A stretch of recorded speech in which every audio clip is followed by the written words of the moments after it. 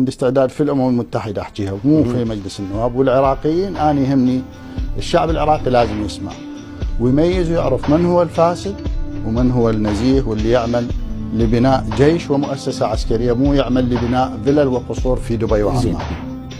ومنطرح هذا الموضوع عندنا 50,000 فضاء وعندنا كذا وعندنا كذا، ويبدو هسه اي مواطن تساله بالشارع تقول له اكو فضائيين بالجيش، اكو فضائيين بالقوات الامنيه، يقول لك اي اكو فضائيين. غير ذول الفضائيين عندنا منتسبين يدفع نص الراتب وقاعد بالبيت. هذا ايش قد حديته من عنده؟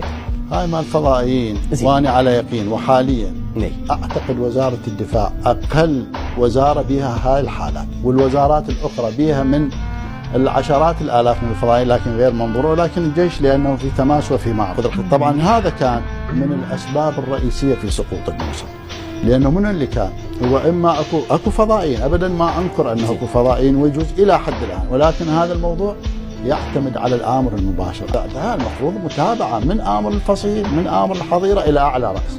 فشوف مستوى الحد من الفساد، خاصه التسليح والتجهيز.